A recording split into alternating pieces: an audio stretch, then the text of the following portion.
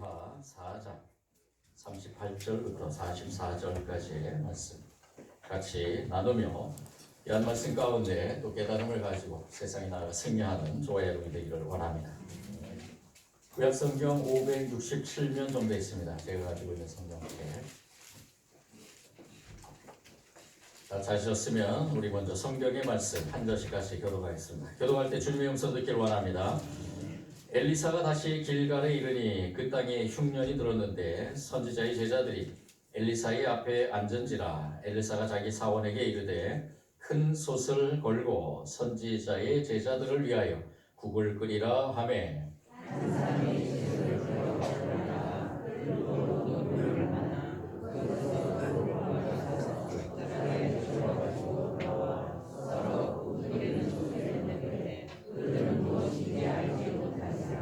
이에 퍼다가 무리에게 주어 먹게 하였더니 무리가 국을 먹다가 그들이 외쳐 이르되 하나님의 사람이여 솥에 죽음의 독이 있나이다 하고 능히 먹지 못하는지라.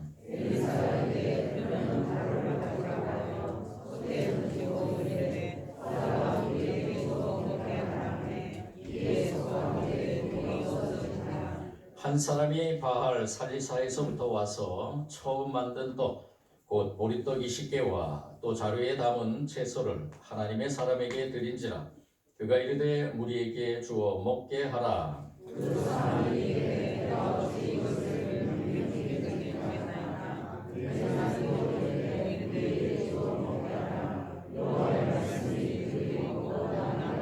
같이 읽겠습니다. 그가 그들 앞에 주었더니 여호와께서 말씀하신 대로 먹고 남았더라. 아멘. 오늘 말씀 나누기 전에 인터넷에서 인터넷 실린 한 글을 잠깐 소개하겠습니다. 그대로 읽어드리겠습니다. 돈이라는 사람이 추운 겨울 직업을 잃고 죽기보다 싫은 국어를 나서야 했다. 어느 고급 식당 앞에 서서 한 쌍의 부부에게 동정을 했다. 미안하오 잔돈이 없어. 남자의 대답이었다. 이태의 부인은 남편이 퉁명스럽게 거절한 것을 알고는 여기 $1 있습니다. 음식을 사잡수시고 용기 잃지 마세요. 직업을 찾도록 기도할게요. 하고 말했다. 돈니는 너무나 고맙습니다 부인. 부인은 나에게 출발과 새 희망을 주셨습니다. 결코 잊지 않겠습니다. 라며 인사했다. 그랬더니 부인은 당신은 예수님의 떡을 먹은 겁니다. 이 떡을 다른 이에게도 주도록 노력하세요. 라고 다정히 말하고 식당 안으로 들어갔다. $1를 받은 돈니가 50전을 남기고 50전으로 요기를 하고 있을 때 바로 앞에서는 한 노인이 자기를 한없이 부러운 듯 바라보고 있었다. 돈니는 나머지 50전을 꺼내 그 노인에게 빵을 사주었다. 그런데 이 노인은 조금 떼어 먹던 빵을 종이에 싸고 있었다. 내일 먹으려고 싸가세요? 돈니가 묻자 아니 저 길가에 꼬마 신문파리가 있는데 그놈에게 나눠주려고요. 두 사람은 빵 조각을 가지고 아이에게로 갔다. 아이가 미친 듯이 빵을 먹는데 길 잃은 개 한 마리가 다가왔다. 그 아이는 나머지 빵 조각을 개에게 주었다. 그리고 기쁨으로 신문을 팔러 나갔고 노인도 일감을 찾으러 뛰어갔다. 나도 이렇게 있을 순 없지. 이렇게 생각하며 돈니는 길 잃은 개의 목에서 주소를 발견했다. 그리고 그 개를 주인에게 돌려주었다. 주인은 너무 고마워 $10를 주면서 당신 같은 사람을 내 사무실에 고용하고 싶소. 내일 나를 찾아오시오. 돈니는 비로소 그 작은 빵 속에 임재하는 새로운 생명의 움직임을 느꼈다. 기적은 우리들의 주변에서도 수없이 이루어지고 있다. 좋은 글이죠. 제가 이 글을 읽으면서 많은 감동을 가졌습니다. 우리 주변에서 일어나는 기적들. 우리 신앙인들은 이 기적을 어떻게 고백하고 있는가? 그리고 우리에게 기적이란 어떤 의미가 있는가? 오늘 이 엘리사 선지자와 생도들과의 사이에서 일어난 두 가지의 기적을 통해서 우리가 하나님께서 우리에게 주신 그 은혜의 삶 가운데서 우리가 삶의 자리에서 상황에 일어나는 일들, 특별히 지금 이 시대에 어려움에 처하고 있는 이때의 상황을 바라보면서 우리가 어떻게 이것을 고백해 나갈 것인가 라는 것을 깊이 묵상하는 시간, 또 고백하는 시간, 또 세상에 나아가 말씀으로 승리하는 저와 여러분이 되기를 원합니다. 오늘 말씀에 두 가지의 기적이 일어나죠. 우리가 성경을 많이 읽으신 분들은 아마 잘 알고 있습니다. 이 엘리사 선지자가 땅에 흉년이 들었을 때 제자들을 찾아오게 됩니다. 길갈에 많은 그러한 선지 학교가 있었나 봅니다.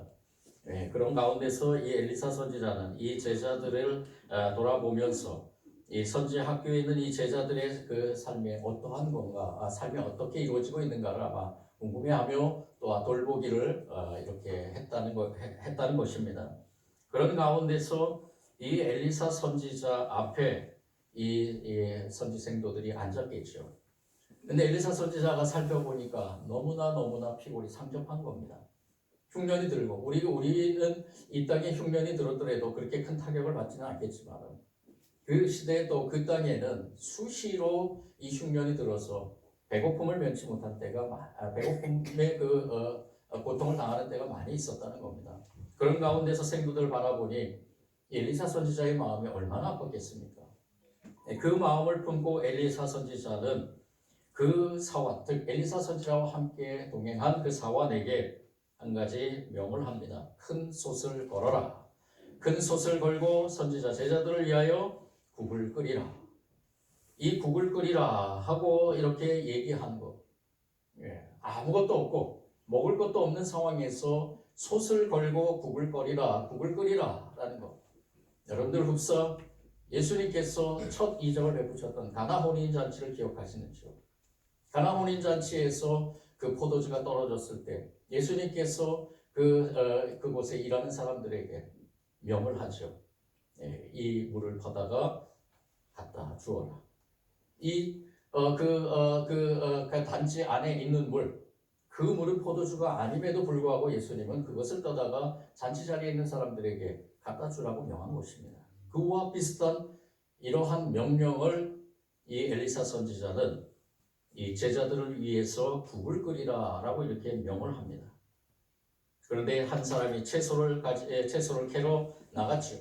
엘리사 선지자의 말에 이 한 사람이 어떤 사람인지 구체적으로 나오진 않지만 사환이었는지 아니면 이 엘리사 선지자의 제자였는지는 모르겠지만 이 사람은 우리가 주목해야 될 것은 이 흡사 예수님이 물을 떠다 주라고 명할 때 아무 말 없이 순종한 그 잔치 자리에서 섬기던 그 한 사람과 흡사 비슷한 사람이지 않을까? 우리는 그 사람을 믿음의 사람이라고 얘기를 합니다.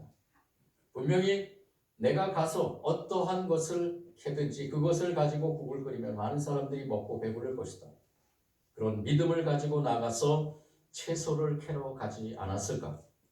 그런데 안타깝게도 그 사람이 캐온 그 채소는 들포도덩쿨, 들호박이라는 것을 캐왔습니다. 이 들호박이라는 것은 바로 클로신드라는 식물입니다. 이 클로신드라는 식물은 외과에 속하는 것이건데요. 둥글고 황갈색이 있는 그러한 식물입니다. 오렌지만한 요만한 그러한 식물인데 이 열매는 사람이 먹을 수 없는 겁니다. 쓰고 독한 독성이 있기 때문에 그것을 먹으면은 탈이 나고 심지어는 죽을 수도 있다라고 이렇게 얘기를 합니다.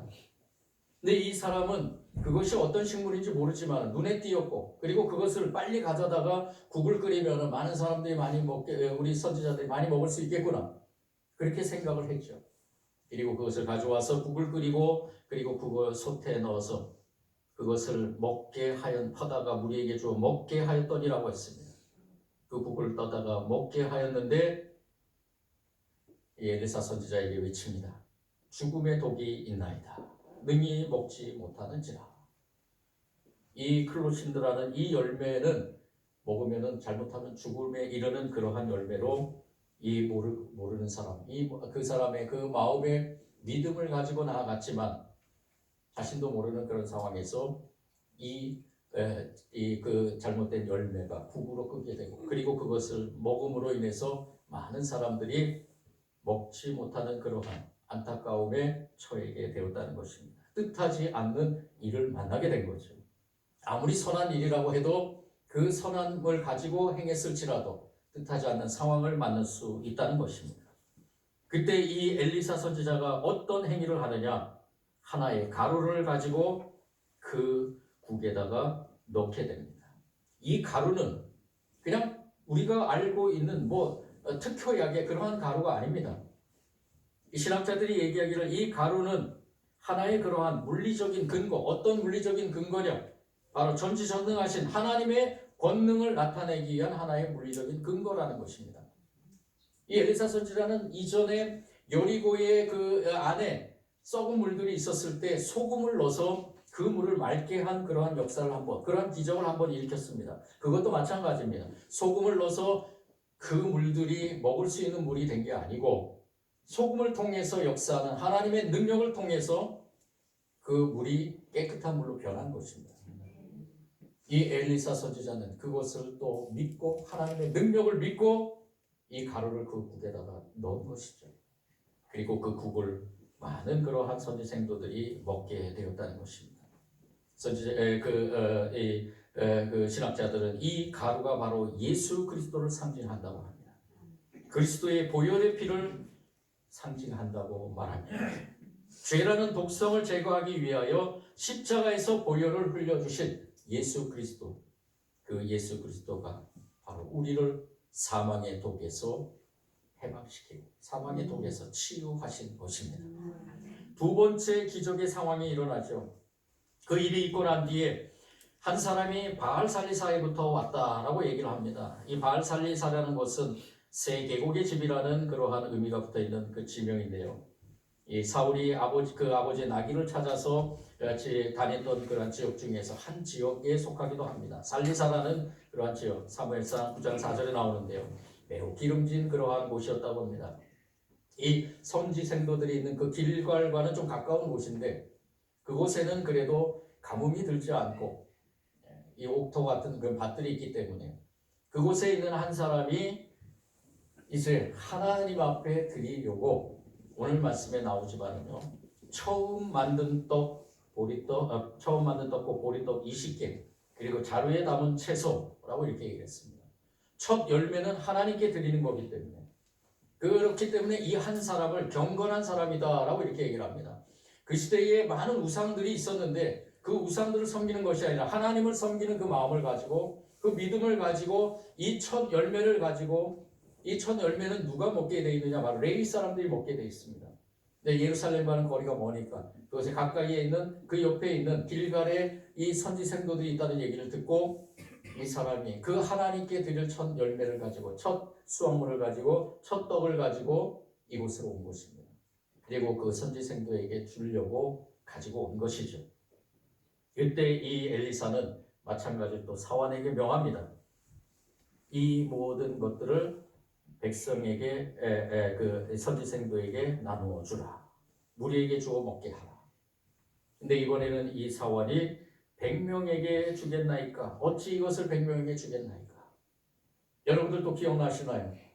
예수님께서 오병이의 기적을 일으키기 전에 이 보리떡 5개와 물고기 2마리를 제자들에게 나눠주면서 이거를 그들에게 나눠주라고 명하죠. 근데 제자들이 뭐라고 대답합니까? 이것으로 도저히 먹을 수 없습니다. 이 보리떡 5개 물고기 2마리는 한 소년이 먹을 만큼의 그러한 양의 분량인데 어떻게 여기에 많은 사람들이 먹겠습니까? 즉 믿음이 연약한 제자들의 모습을 보였죠. 이 사환도 마찬가지입니다. 단지 그 보리떡 20개와 자루에 담은 채소, 조그만큼의 그 채소, 이 채소를 이 NIV 성경에서는 옥수수라고 이렇게 해석을 했는데요. 라이프 그레인이라고 잘 익은 곡식물이라고 표현했는데 말린 곡물입니다. 이것을 또 먹을 수 있게 조리해서 먹을 수 있는 것은 몇 명밖에 안 되는 거죠. 200명이라는 이 많은 숫자가 먹기에는 터무니없이 부족한 그러한 양이었다는 것입니다. 그 물질, 그것에만 집중한 이 사원의 고백이 바로 이러한 고백이죠. 그때 엘리사가 말하죠. 무리에게 주어 먹게 하라. 여기에는 강조하는 힘이 있습니다. 믿음의 선포입니다. 무리에게 주어 먹게 하라. 여호와의 말씀이 그들이 먹고 남음이라 하셨느니라. 하나님께서 전지전능한 하나님께서는 못하실 일이 없다는 것입니다. 이제까지 너희들이 보지 않았느냐? 경험해 보지 않았느냐? 많은 것들을 바라보지 않았느냐? 하나님의 말씀에 너희들이 귀 기울이지 않냐? 하나님의 말씀을 듣지 않았느냐? 이 사화는 엘리사 옆에서 많은 이적과 기적을 봤을 것입니다. 그런데도 이러한 고백을 하는 사환에게 이 엘리사 선지자는 이렇게 선포한 겁니다. 여호와의 말씀이 그들이 먹고 남음이라 하셨느니라. 하나님을 믿으라. 전지전능한 하나님을 믿으라 라고 선포하는 것이죠. 결과는 어떻게 나타났습니까? 그가 그들 앞에 주었더니 여호와께서 말씀하신 대로 먹고 남았더라. 하나님께서 말씀하신 대로 전지전능한 하나님의 능력대로 이루어지는 귀한 기적의 역사가 선포되었다는 것이죠. 당시 이스라엘 백성에는 경건한 무리들이 여로보암의 정치적 제도에 의해서 고안한 그런 금송아지 숭배를 거부하고 올바른 예배를 드리기 위해서 모여서 많은 그러한 신앙의 훈련을 하고 있었습니다. 그 훈련의 장소가 바로 이 선지 학교였던 것이죠. 예배의 장소, 하나님께 예배드리는 모든 곳은 바로 하나님께서 주시는 귀한 능력을 덧입고 그 능력을 덧입어 세상에 나아가서 하나님이 주시는 기적을 맛보는 그러한 삶을 살게 되는 줄 믿습니다. 이 두 가지 기적 속에서 기적을 일으키는 매체가 하나가 있다는 것을 우리는 발견하게 됩니다. 그것이 무엇인가? 바로 믿음입니다. 그것이 바로 믿음입니다. 전지전능한 하나님께서 우리의 모든 삶을 주관하신다는 것을 믿는 그 믿음이 기적을 일으킨다는 것입니다. 아니요, 우리 삶이 기적입니다. 우리의 삶이 기적인데 그 기적의 삶에 우리가 고백하며 나아갈 수 있는 그것이 바로 믿음이다. 우리 안에 일어나는 모든 것들을 기적으로 바라보는 저와 여러분이 되기를 원합니다. 우리 안에 일어나는 문제들도 우리가 기적으로 바라봐야 될 것입니다. 강준민 목사님께서 그래서 문제는 기적의 씨앗이다라는 이러한 것을 선포하면서요, 이 문제는 기적을 창조하는 재료라 그럽니다. 우리 삶에서 일어나는 모든 문제들을 어떻게 바라보느냐가 중요하다는 것이죠. 문제는 바로 기적의 씨앗이다. 저는 참 이 말의 그러한 의미를 깨닫고 또 이 말을 계속 입술로 되뇌이면서 그렇구나. 오늘 주신 말씀 그 기적 속에서도 마찬가지입니다. 우리의 삶에서 정말로 우리가 일어나는 많은 문제들, 그 문제들에 우리는 당황할 수 있고요. 또한 아픔을 겪을 수도 있고 고통을 당할 수도 있고 갈등을 일으킬 수도 있고, 그렇지만 그 문제에 대해서 우리가 어떤 반응을 일으키느냐. 문제를 좋아하는 사람은 없지요. 그렇지만 그 문제를 우리가 어떻게 반응하며 어떻게 지혜롭게 나가느냐. 그래서 문제를 잘 풀어주는 그러한 지혜로운 사람들은 문제를 하나님의 안목으로 보는 영적 통찰력을 가지고 있다는 것을 알게 됩니다. 그들은 하나님의 섭리의 안목으로 문제를 바라보게 됩니다. 어떤 문제가 일어났을 때 먼저 생각하는 게 뭐냐? 하나님께서 왜 이렇게 하셨느냐? 하나님의 뜻이 그 안에 무엇이 담겨 있는가라는 것입니다. 문제가 찾아오면 문제를 기쁨으로 맞이하고 문제를 변화의 도구로 바라보며 문제를 적은 것을 보는 것이 아니라 문제를 적으로 보는 것이 아니라 친구로 삼아야 된다는 겁니다. 그래서 문제를 스승으로 보고 문제를 새로운 배움의 기회로 보며 문제를 적으로 보지 않고 문제를 하나의 자기의 앞에 예비한 하나님의 무슨 뜻을 깨닫는 그러한 도구로 바라본다는 것입니다. 그래서 문제를 믿음의 대화로 풀어나가기 시작합니다. 강준민 목사님께서 말하는 것이 그겁니다. 문제를 믿음의 대화로 풀어나간다. 그리고 문제는 우리로 하여금 하나님께로 나아가도록 자극한다라고 얘기합니다. 문제는 우리에게 교훈을 주고 지혜를 주고 이 지혜는 하나님께로 나아가는 방법을 알려주는 지혜라는 것입니다. 결국 문제가 바로 하나님께 나아가는 지혜의 하나가 되는 것이고 문제 속에서 기회를 볼 수 있도록 우리의 눈을 열어준다는 겁니다. 어떤 눈을 열어주나요? 믿음의 눈을 열어주는 겁니다. 우리의 믿음의 눈이 이렇게 좁아져 있다면 그 문제 속에서 우리가 그 믿음의 눈을 활짝 조금씩 열면서 그 문제의 해답을 우리가 가지면서 그 문제 속에서 다시 한번 우리의 믿음의 눈이 더욱더 활짝 열어져 간다는 것을 알게 된다는 것입니다. 이것은 문제뿐만이 아니고요. 우리 삶에 일어나는 모든 것에 적용할 수 있습니다.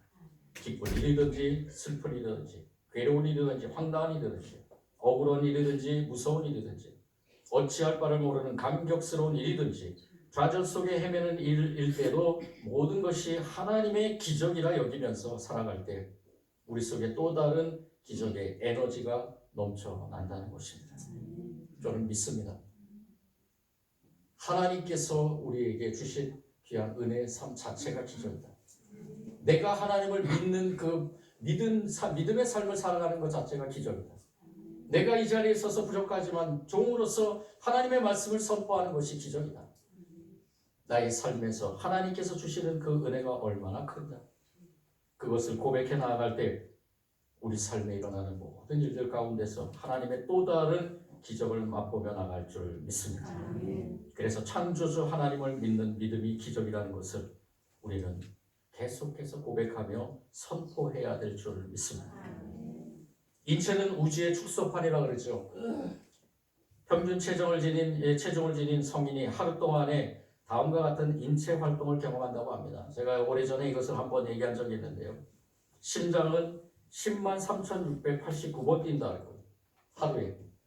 여러분들 세봤나요? 심장 뛰는 거? 피는 2억 6,880만 킬로를 돈다. 그리고 23,400번의 숨을 쉬고요. 그리고 약간의 불필요한 말까지 포함하면은 하루 동안에 이거는 뭐 말이 없는 분들은 대단히 없겠지만 보통 평균적으로 4,800단어를 말한다고 합니다. 그리고 750개의 근육을 빠르게 혹은 천천히 움직이고 머리카락은 0.01714인치가 자란다고 합니다. 저는 안 자라는 것 같은데. 뇌세포는 700만 개가 움직인다고 합니다. 그래도 거의 모든 성인이 피곤함을 모른다고 합니다. 그렇게 우리 신체가 움직이고 있는데도 우리 신체에 대해서 우리는 피곤함을 모르고 있다는 거죠. 그 자체가 기적이라는 거죠. 내가 살아 숨쉬는 것 자체가 기적인 거죠. 그런데 거기 더 나아가서 전지전능하신 하나님을 믿고 사는 것, 이것이 바로 기적이라는 것입니다. 그래서 우리는 이렇게 기도해야 될 줄 믿습니다. 기적보다 더 큰 믿음을 주옵소서. 기적보다 더 큰 믿음을 주옵소서. 우리가 바라보는 세상을 바라보는 삶 속에서 우리의 믿음이 더 크게 팔짱 열게 하시고 믿음의 눈을 열어서 어떠한 상황에서든지 우리는 그것이 기적이라고 고백하게 하시고 그리고 그 기적을 통해서 우리의 삶, 하나님 나라를 향해 가는 가나안 땅을 향해 가는 저와 여러분의 삶이 더욱더 주님의 은혜를 체험하며 기적을 체험하며 하나님의 은혜 속에서 살아계신 하나님 선포해 나가기를 원합니다. 이스라엘 백성들이 하나님의 기적을 수차례 체험한 사람들이었습니다. 가나안 땅을 향해 갈 때 광야에서 10가지 재앙으로 애굽을 물리친 사건 목격자였고요. 홍해가 갈라져서 그 길로 통과한 기적의 체험자였으며 또 매일 만나와 메추라기를 공급받는 은혜의 수혜자였으며 그런데 이상한 것이요. 그들이 고난을 겪을 때마다 하나님을 시험하고 배반했다는 것입니다. 흔히 기적을 보면 확실한 믿음을 갖게 되리라고 생각합니다. 그런데 이스라엘 민족을 보면 매일 기적을 보면서도 하나님을 배반했습니다. 베드로는 물 위를 걸어가고 있는 기적을 체험하면서도 물결을 바라보면서 공포를 느꼈고요. 3년이나 기적을 보고 들은 이 가룟 유다 역시 예수님을 배반했습니다. 하나님의 기적이 없기 때문에 믿을 수 없다는 것은 진실이 아닙니다. 믿음의 눈으로 바라보면 하나님의 기적은 도처에 있습니다. 믿음은 바라는 것들의 실상이고 보지 못하는 것들의 증거입니다. 히브리 기자가 선포한 이 말씀도 우리 같이 선포하기를 원합니다. 우리 같이 고백하기를 원합니다. 믿음은 바라는 것들의 실상이요.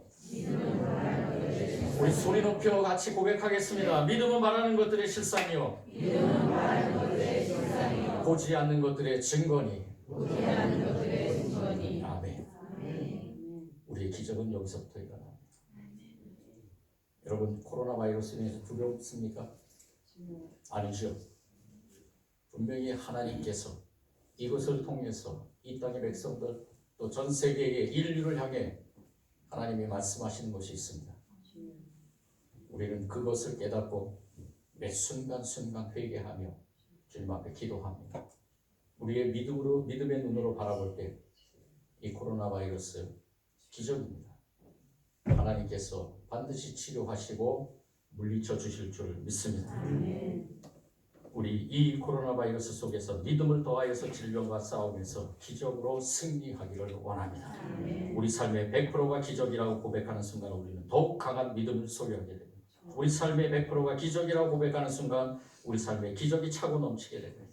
우리 삶의 100%가 기적이라고 고백하는 순간 우리 주님은 우리를 주님의 역사의 주인공으로 만들어 가실 것입니다. 주님의 기적은 우리 안에 존재합니다. 우리 믿음 안에 존재합니다. 주님의 기적은 우리 삶의 전부입니다. 우리 주님의 기적은 우리에게 감사입니다. 그 기적을 누리며 매일 삶에서 또 다른 기적을 맛보는 저와 여러분이 되기를 원합니다. 사랑해 주님 감사합니다. 주님, 이 땅에 창궐하고 있는 질병 가운데서 주님의 뜻을 바라봅니다. 믿음으로 주님 앞에 더욱더 가까이 가기를 소원합니다. 그러므로 주님의 또 다른 기적이 예비되어 있는 줄 믿습니다. 치유의 기적, 회복의 기적, 모든 죄악의 뿌리에서 살아계신 주님, 영생의 주님을 바라보는 기적, 이 기적들을 소원하면서 이 땅에 주님의 백성들이 먼저 강하게 선포하며 주님 앞에 나아가기를 원합니다. 믿음은 주님께서 주신 우리의 귀한 은혜의 도구입니다. 믿음은 바라는 것들의 실상이요 보지 않는 것들의 증거라고 말씀하신 그 말씀대로 우리가 믿음으로 승리하게 하시고 주님께서 예비해 놓으신 또 다른 기적을 누리게 하여 주옵소서. 예수님 이름으로 기도드립니다.